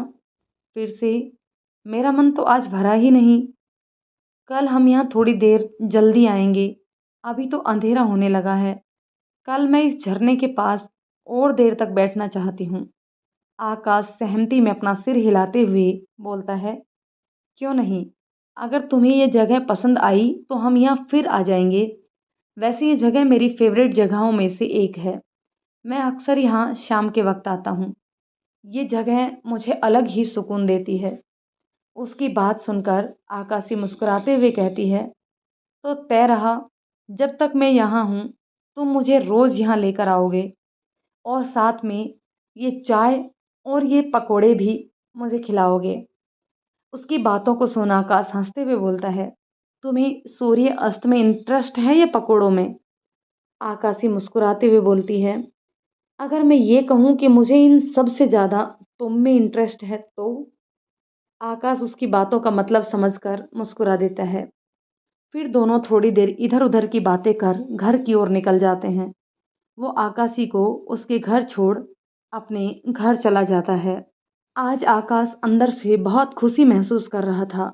आकाशी उसकी ज़िंदगी में बारिश की एक रिमझिम फुहार बनकर आई थी। उसका मासूम दिल, जो कब से बस अपनेपन के अभाव में बंजर हो चुका था, आज आकाशी के अपनेपन पाकर खिल उठा था। लेकिन जैसे ही वो घर के अंदर आया, दरवाजे पर ही उसके पिता उसका इंतज़ार करते उसे मिल गए। वो आज कुछ ज़्यादा ही गुस्से में दिख रहे थे, इसलिए आकाश बिना उनकी ओर देखे अपने कमरे की ओर जाने लगा। लेकिन उन्होंने उसे रोकते हुए अपने पास बुलाया और गुस्से में बोले, आखिर तुम चाहते क्या हो? क्यों कर रहे हो तुम ऐसा? आकाश नासमझी वाले भाव से उन्हें देखते हुए बोला, अब मैंने क्या कर दिया? इस पर वो चिल्लाते हुए बोले, यही तो मैं तुमसे पूछना चाहता हूँ कि तुम कुछ करते क्यों नहीं हो? रोज सुबह कहीं चले जाते हो और देर शाम घर लौटते हो। ना कॉलेज जाते हो, ना मेरे साथ बिजनेस ज्वाइन कर रहे हो। घर में किसी को कुछ बताते भी नहीं हो, कहाँ जा रहे हो, कब लौटोगे। तुमने इस घर को धर्मशाला समझ रखा है क्या? जब मर्जी जाना, जब मर्जी आना। तुम्हारी ये मनमानी अब और नहीं चलेगी। या तो तुम घर में एक जिम्मेदार सदस्य की तरह रहो या कहीं और अपना ठिकाना ढूंढ लो। आकाश की आंखों में पानी आ जाता है। उसकी सारी खुशी काफूर हो चुकी थी। वो बस इतना ही कह पाता है कि मैं बाहर था और अगर घर में किसी को मेरी चिंता थी तो मुझसे फ़ोन कर भी पूछा जा सकता था कि मैं कहाँ हूँ। इस तरह मेरा इंतज़ार और इतना स्वागत करने की क्या ज़रूरत आ गई आज? और वो तेज़ कदमों से अपने कमरे में चला गया। पीछे से सब लोग बस उसे जाते हुए देखते रह गए। आकाश अपने कमरे में जाता है और विनोद जी वहीं खड़े उसे जाते देख रहे होते हैं। तभी उसका फ़ोन बजता है। वो फ़ोन पे बात करने लगते हैं। उस तरफ उनकी घनिष्ठ दोस्त और बिजनेस पार्टनर मिस्टर सक्सेना थे।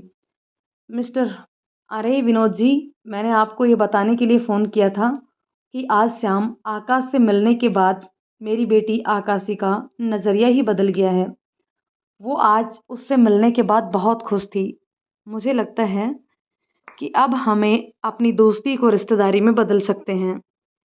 उसकी बात को सुन विनोद जी ने कहा, लेकिन सक्सेना साहब, आपने तो कहा था कि आकाश आपके घर गया ही नहीं आकाशी से मिलने।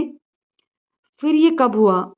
मिस्टर सक्सेना, हाँ, वो मैंने दिन की बात बताई थी आपको। फिर मैं कुछ काम से बाहर निकल गया था। अभी जब लौट कर घर आया तो आकाशी ने मुझे बताया। विनोद जी ओके कहकर मुस्कुराते हुए फ़ोन रख देते हैं। अब उन्हें आकाश के साथ इस तरह से बात करने का अफसोस हो रहा था। उन्हें लगा था कि आकाश आकाशी से मिलने नहीं गया और वो ये रिश्ता खोना नहीं चाहते थे। इस रिश्ते के हो जाने से उनका बिजनेस और भी मजबूत हो जाता। उधर कमरे में आकाश करवटें बदल रहा था। उसके दिमाग में उलझनें भरी पड़ी थी। आज के उसके पिता का सख्त रवैया उसको अंदर ही अंदर चुभ रहा था। फिर बाबा जी की कही बातें, जिसमें उसे मंत्रों का उपयोग सीख उस तांत्रिक से भी लड़ना था। वो इन सब बातों को सोच ही रहा था कि तभी उसके फ़ोन पर आकाशी का गुड नाइट का मैसेज आया। उसके मैसेज को देख थोड़ी देर के लिए आकाश अपनी तकलीफ भूल गया और मुस्कुराते हुए उसके मैसेज का रिप्लाई किया। अगली सुबह उसे सूर्योदय के समय बाबा जी से मिलना था। वो सुबह उठ अपने नित्य क्रम से निवृत्त हो पहाड़ों की तरफ चल पड़ा। वहां पहुंच उसने बाबा जी का स्मरण किया। बाबा जी उसके सामने प्रकट हो गए। कुछ योग के बाद बाबा जी ने आकाश को कुछ मंत्रों की शक्ति दी। उन शक्तियों को पाकर आकाश खुद को शक्तिशाली महसूस करने लगा। बाबा जी ने उसे उन शक्तियों पर नियंत्रण कर उसका उपयोग करना सिखाया। आकाश उन शक्तियों की मदद से एक समय में आगे के साथ साथ अपने पीछे की गतिविधियों को भी देख सकता था। बाबा जी ने उसे आंखों से आग निकालने की शक्ति भी दी। जब आकाश की आंखों से एक अलग ही चमक दिख रही थी। अपने योग बल से उसने जल्द ही अपनी आंखों पर नियंत्रण करना सीख लिया। अपनी ज़रूरतों के आधार पर आकाश अपनी आंखों से आग निकाल सकता था। इतनी शिक्षा देने के बाद बाबा जी अंतर्ध्यान हो गए और आकाश अपने घर की ओर चल पड़ा। सुबह के 10 बजे थे, लेकिन आकाश के कदम अपने घर की ओर नहीं बढ़ रहे थे। बचपन से ही अपने घर में वो बेगानों की तरह रहता था, लेकिन कल के उसके पिता के व्यवहार ने उसे पूरी तरह से तोड़ दिया था। उसका मन हो रहा था कि वो घर जाए ही नहीं। वो इन बातों को सोच ही रहा था कि उसके फ़ोन पर उसके पिता का फ़ोन आया। उनका फ़ोन देख पहले तो वो सोच में पड़ गया, फिर हिचकिचाते हुए उसने फ़ोन उठाया। विनोद जी परेशान हो उससे पूछने लगी कि तुम कहाँ हो? आकाश कुछ नहीं बोल पाया। उसने बस इतना ही कहा कि मैं रास्ते में हूँ, आ रहा हूँ, कहकर फ़ोन काट दिया। घर पर आज पहली बार विनोद जी और रचना जी आकाश के लिए सच में परेशान हुए थे। वो सुबह ही घर से चला गया था। उस समय सब लोग सोए हुए थे। जब उठने के बाद उन लोगों ने आकाश को घर में नहीं देखा तो उन्हें लगा कि कहीं आकाश कल रात की बातों से गुस्सा होकर घर छोड़ के तो नहीं चला गया। आकाश जब घर आया तो विनोद जी ने उसे देखते ही उसे गले से लगा लिया। आकाश को खो देने का दर्द उनकी आंखों में साफ देखा जा सकता था। उन्होंने कल रात उससे गुस्से में बात करने के लिए माफ़ी भी मांगी। आकाश उनके इस अचानक से बदले व्यवहार से आश्चर्यचकित था। तभी उसे बाबा जी उसके सामने दिखाई दिए, जो आंखों ही आंखों में उसे सब ठीक होने का इशारा कर रहे थे। रचना जी ने भी आकाश के सिर पर प्यार से हाथ रखते हुए कहा, आकाश, मैं जानती हूँ बचपन से ही तुमसे थोड़ी सख्ती की है मैंने, लेकिन वो तुम्हें सही गलत का फ़र्क बताने के लिए था। हम तुम्हारे माँ बाप हैं, हम कभी तुम्हारा बुरा नहीं सोचेंगे। तुम इस तरह बिना बताए चले गए तो हमें तुम्हारी चिंता हो रही थी। फिर अपनी आँख साफ करते हुए बोली, आज मैं तुम्हारे लिए तुम्हारे पसंद का नाश्ता बनाती हूँ, तब तक तुम फ्रेश हो लो। आकाश सहमति में अपना सिर हिला अपने कमरे में चला गया, लेकिन उसका दिमाग इन सब बातों को स्वीकार नहीं कर पा रहा था। तभी बाबा जी उसके सामने प्रकट हो गए। बाबा जी को देख आकाश ने उन्हें आज हुए बदलाव के बारे में बताया। बाबा जी मुस्कुराते हुए बोले, ये तुम्हारी शक्तियों की वजह से हुआ है। इन शक्तियों के प्रभाव से अब तुम्हारे आसपास नकारात्मकता नहीं आएगी और तुम्हारे आत्मविश्वास में भी वृद्धि होगी। अब तुम आम इंसान नहीं रह गए हो, तुम खास हो चुके हो, जिसे ईश्वर ने बुराई से लड़ने के लिए चुना है। हमेशा ध्यान रखना, कभी अपनी शक्तियों का गलत काम में इस्तेमाल मत करना, नहीं तो उसी क्षण ये शक्तियाँ तुम्हारा साथ छोड़ देंगी। आकाश बाबा जी को विश्वास दिलाता है कि वो कभी कोई भी गलत काम नहीं करेगा और हमेशा बुराई का विरोध करेगा। उसकी बातों से आश्वस्त हो बाबा जी अंतर्ध्यान हो गए। तभी आकाश की माँ कमरे में आ उसे खाने के लिए बुलाती है। सब कुछ उसकी पसंद का बना होता है। उसकी माँ प्यार से उसके पास बैठ उसे खाना खिलाती है। आज आकाश को बहुत खुशी हो रही थी। वो पिछली सारी बुरी यादों को भूल बस आज इस सभी पलों को जीना चाह रहा था। लेकिन तभी उसे किसी के रोने की आवाज़ सुनाई दी। उसने उस आवाज़ की ओर गौर किया तो पाया कि वो किसी छोटी बच्ची के रोने की आवाज़ थी, जो शायद ज़्यादा दूर नहीं, वहीं कहीं आसपास से आ रही थी। उसने जल्दी से खाना ख़त्म किया और माँ से थोड़ी देर में आने का बोल उस आवाज़ की दिशा में बढ़ गया। उसने एक बार बाबा जी का स्मरण कर उनसे इस बारे में पूछा। बाबा जी ने उसे बताया कि उसे जो शक्तियाँ आज मिली हैं, उनके प्रभाव से उसे दूसरों का दुख दूर से ही सुनाई दे जाएगा। अब ये उस पर निर्भर करता है कि वो उस दुखी इंसान के दुख को दूर करने की कोशिश करेगा या फिर अपनी ज़िंदगी जिएगा। आकाश ने कहा, नहीं बाबा जी, किसी के दुख को सुनने के बाद मैं खुश कैसे रह सकता हूँ। मुझे उस इंसान के दुख को दूर करना है, तभी मुझे शांति मिलेगी। बाबा जी ने उसे उसके प्रयासों में सफल होने का आशीर्वाद दिया और अंतर्ध्यान हो गए। आकाश महसूस करता है कि वो अपने मन की गति से साधारण चाल से भी तेज चल सका है।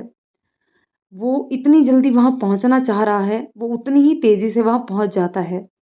वहाँ जाकर वो देखता है कि एक आदमी एक छोटी सी बच्ची को जमीन के अंदर गाड़ रहा है। आकाश को अचानक वहाँ आया देख वो आदमी बच्ची को छोड़ भाग जाता है।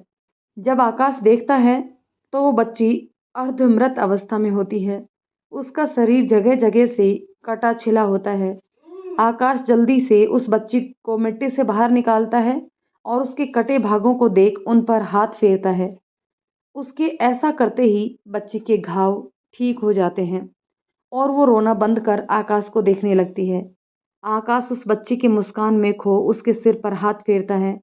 फिर वो आसपास उस बच्ची के बारे में पता करता है कि ये किसकी बच्ची है और कौन इसे मारना चाहता था, लेकिन उसे कुछ पता नहीं चलता। कुछ गांव वाले बताते हैं कि हो सकता है कि ये बच्ची किसी का पाप हो या वो लोग बेटी नहीं चाहते होंगे, इसलिए इस तरह इसे मार रहे होंगे। गांव वालों की बात सुन आकाश को बहुत बुरा लगता है। वो उस बच्चे को लेकर एक अनाथ आश्रम चला जाता है और उसे वहाँ उनकी देख रेख में छोड़ देता है। फिर वो घर लौट आता है। तभी उसे आकाशी का फ़ोन आता है। वो उसे आज शाम के लिए याद दिलाने के लिए फ़ोन करती है। आकाश ओके कहकर फ़ोन रख देता है। शाम के समय एक बार फिर से आकाश आकाशी को लेकर पहाड़ पर मिलते हैं, जहाँ वो उससे कल मिला था। दोनों वहाँ कुछ समय बिताते हैं, फिर अपने अपने घर लौट आते हैं। दिन इसी तरह से गुजर रहे थे। आकाशी की छुट्टियां खत्म होने वाली थी। उसे वापस हॉस्टल जाना था। आकाश उदास रहने लगा था। वो नहीं चाहता था कि आकाशी उसे छोड़कर कहीं भी जाए। उसकी इस उदासी को समझते हुए घर वालों ने आकाश और आकाशी की सगाई करने का फैसला कर दिया। उनके इस फैसले से सब खुश थे। तय तिथि को दोनों की सगाई हो गई और आकाशी की पढ़ाई खत्म होते ही शादी होगी, ये भी फिक्स कर दिया गया। इधर तांत्रिक की गतिविधियां बहुत तेजी से बढ़ रही थी। अब नक्षत्रों का योग होने वाला था। जब वो गीता के शरीर में जान दे, उसकी बलि देगा। अब आकाश का सारा ध्यान अपनी शक्तियों को एकत्रित करने में था। दिन में वो सामान्य इंसानों की तरह ही रहता। उसने अपने पिता का बिजनेस भी ज्वाइन कर लिया था, लेकिन रात के तीसरे पहर से वो अपने योग और मंत्रों का अभ्यास करता। उस समय बाबा जी उसके साथ रह उसका मार्गदर्शन देते। एक दिन अचानक से आकाशी अपने हॉस्टल से कहीं गायब हो गई। सब लोग परेशान हो गए कि आखिर वो कहाँ चली गई है। पूरे शहर की पुलिस अपने काम पे लग गई, लेकिन उसका कुछ पता नहीं चल पाया। आकाश ने जब अपने मंत्रों का उपयोग से पता लगाने की कोशिश की, तो एक जगह के बाद आकाशी के संकेत विलुप्त हो गए। आकाश ने तुरंत बाबा जी का स्मरण कर उनसे इस बारे में बताया। बाबा जी ने ध्यान कर बताया कि आकाशी को उसी तांत्रिक ने गायब किया है, इसलिए वो किसी को नहीं मिल पा रही है और इस बार उसका प्रयोग में कोई बाधा ना हो, इसलिए उसने अपने मंत्रों से एक माया नगर का निर्माण किया है, जिससे किसी भी साधारण मंत्र के द्वारा उसको भेदा नहीं जा सकता। आकाश ने पूछा कि अब क्या किया जाए। पहले ही मेरी बहन गीता उसकी कैद में है और अब उसने आकाशी को भी अपना शिकार बनाने की कोशिश की है। बाबा जी आकाश को शांत रहने की बोलते हैं और बताते हैं कि शैतान चाहे कितना भी बड़ा क्यों ना हो, उसकी शक्तियाँ भगवान की शक्तियों के सामने तुच्छ ही होती हैं। इसलिए भगवान का स्मरण करो और याद रखो, अब तुम भी कोई साधारण मनुष्य नहीं हो। अपनी शक्तियों को पहचानो और उन्हें एकत्रित करो और अपनी सूझबूझ से उनका उपयोग में भी लाओ। उनके ऐसा कहने पर आकाश अपने ध्यान और योग बल का उपयोग करता है। उसके ऐसा करते ही वो महसूस करता है कि उसका शरीर भारहीन हो गया है और वो हवा के वेग से तुरंत ही उस स्थान पर पहुंच जाता है जहां उस तांत्रिक ने माया नगर बनाया हुआ था। लेकिन वो उसमें प्रवेश नहीं कर पाता। उस तंत्र को मंत्रों से नहीं काटा जा सकता था। आकाश ने बाहर से देखा, अंदर पूरी तरह से कंकालों का घेरा बना हुआ था, जिसके आगे लाल खून से घेरा था। फिर इंसानी खोपड़ियां उल्टी रखी हुई थी। ये सब देख आकाश अंदर तक कांप गया, लेकिन उसने खुद को संयमित रखा और अंदर जाने की योजना बनाने लगा। उसने देखा अंदर खोपड़ियों के बीच एक ताबूत नुमा बक्से में गीता का शरीर रखा था, जिस पे तांत्रिक अपनी तंत्र विद्याओं का प्रयोग कर रहा था और तंत्र क्रियाएं कर रहा था। वहीं पास में आकाशी भी अचेत अवस्था में बंधी हुई पड़ी थी। कुछ सोचते हुए आकाश ने अपने मंत्रों के बल से एक कुत्ते का आह्वान किया और उस कुत्ते को मंत्रों से अपने वश में कर एक हड्डी का टुकड़ा माया नगरी की ओर फेंक दिया। वो कुत्ता उस हड्डी के पीछे ही उन कंकालों से टकराता हुआ अंदर चला गया। जैसे ही उस तांत्रिक की नज़र उस कुत्ते पर पड़ी, उसने तत्काल ही उसे भस्म कर दिया। कुत्ते का पूरा शरीर पलक झपकते ही राख का ढेर में बदल गया।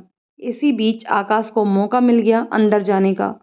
वो कंकालों को बिना छुए उनके बीच से, जहाँ कुत्ते के जाने में रास्ता बन गया था, निकल कर एक पेड़ के पीछे जा छुपा। कुत्ते को नष्ट करने के बाद तांत्रिक ने तुरंत उस भंग हुई कंकाल की दीवार को फिर से जोड़ दिया, लेकिन उसको ये पता नहीं था कि इतनी देर में आकाश अंदर प्रवेश कर चुका है। अब आकाश आगे क्या करना है ये सोचने लगा। तभी उसकी नज़र तांत्रिक की क्रियाकलापों पर पड़ी। उसने देखा कि वहाँ सिर्फ आकाशी ही नहीं, बल्कि आकाशी जैसी 15 और लड़कियां अचेत अवस्था में पड़ी हैं। तांत्रिक एक एक कर उन लड़कियों की बलि दे रहा था और उनके रक्त से गीता के शरीर का अभिषेक कर रहा था। उस भयावह दृश्य को देखकर आकाश का मन विचलित होने लगा, लेकिन वो अपनी भावनाओं पर नियंत्रण किए हुए था। उसे कैसे भी करके उनकी इस गतिविधियों को रोकना था। देखते ही देखते उस तांत्रिक ने 5 लड़कियों की बलि दी, उनके रक्त से गीता का अभिषेक कर दिया था और 10 लड़कियां बची थी, जिसमें आकाशी भी थी। तभी आकाश को अपनी शक्तियों का आभास हुआ और उसने अपने मंत्रों का उपयोग कर अंतिम लड़की, जो कि तांत्रिक की नज़र से थोड़ी दूर थी, उसकी अचेतना अवस्था को भंग कर धीरे से उसे अपने पीछे बुला लिया। आकाश ने उस लड़की को होश में तो ला दिया, लेकिन उसके मस्तिष्क को अपने वश में कर लिया था, जिससे वो वहाँ हो रही गतिविधियों को देखकर डरे नहीं और आवाज़ भी ना करे। इस तरह उसने कुछ और लड़कियों को भी अपने पीछे लाकर छुपा दिया था। तांत्रिक निश्चित हो अपने क्रियाकलापों में लगा हुआ था। उसे इस बात का बिल्कुल अंदाज़ा नहीं था कि उसकी इस माया नगरी में कोई बिना उसकी इजाज़त के आ गया है। तांत्रिक की छठी बलि पूर्ण होते होते आकाश ने बाकी की लड़कियों को, जिसमें आकाशी भी थी, अपने वश में कर एक गुप्त जगह पर छुपा दिया था। बलि के लिए जब तांत्रिक अगली लड़की को लेने गया, तो उस समय वह किसी को न देख तांत्रिक आग बबूला हो गया। वो सोचने लगा कि आखिर उसकी सारी बलि की सामग्री अचानक से कहाँ गायब हो सकती है। वो तंत्रों का उपयोग कर उन्हें ढूंढने लगा। उसी बीच आकाश ने बाबा जी का दिया हुआ एक अभिमंत्रित ओम का लोकेट उस ताबूत में डाल दिया, जिसमें गीता का शरीर रखा हुआ था, और फिर जाके छुप गया। दूसरी तरफ लड़कियों के ना मिलने से परेशान होकर तांत्रिक गुस्से में अपने मंत्रों का प्रयोग करने लगा। तभी उस ओम के लॉकेट के प्रभाव से ताबूत में रखा गीता का शरीर जलने लगा। गीता के शरीर में नुकसान होता देख तांत्रिक उसकी ओर दौड़ आया, लेकिन जब तक वो कुछ कर पाता, गीता का पूरा शरीर पूरी तरह से जल के भस्म हो चुका था। अब तांत्रिक के गुस्से की कोई सीमा नहीं थी।